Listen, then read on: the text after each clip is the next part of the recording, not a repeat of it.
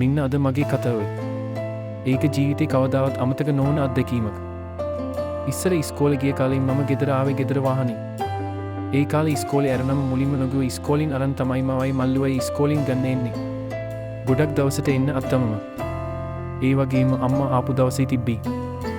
මේක වෙච්ච දවස මල්ලේ හිටියේ නෑ මම විතරයි ඉස්කෝලේ ගියේ. අපේ ඉස්කෝලේ small club grounds වල ඉස්සර ඉදනම් after school cricket matches ගහනවා. ඒ කලත් එහෙමයි දැනත් එහෙමයි. ඉතින් පාසල් නම් වල මම මේවා ගන්න එනකම් ඉන්නේ small club grounds වල. මත් එක්ක මගේ යාළුවෝ සිට එකකුත් හිටියේ ඒගොල්ලෝ හිටියත් ඒගොල්ලන්ගේ වෑන් එක එනකම්. usually අපි උතන පියෙක් වගේ හැමදාම ඉන්නවා. TV series ගැන cricket match ගැන කතා කරනවා.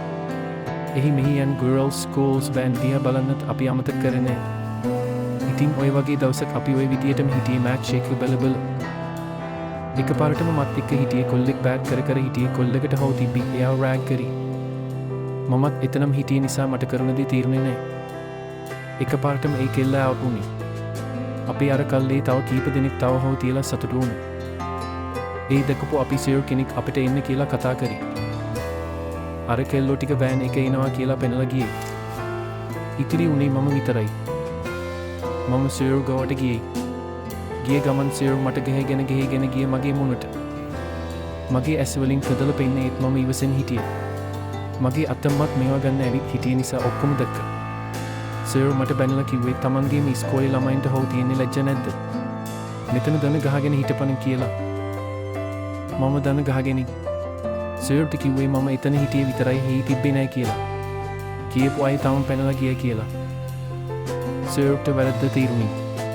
මගින් සීමාව අරින් පැනලා ගිය අයව ඊළඟ දවසේ අල්ලා ගන්නම් කියලා කිව්වේ. මිට වැරද්දක් නොකළොත් ආපු එකට තැන්ක් කරි. ඊළඟ දවසේ අර හො තියපු ළමයි ටික සර් ගන්න ගැන හොඳටම බැන්නේ.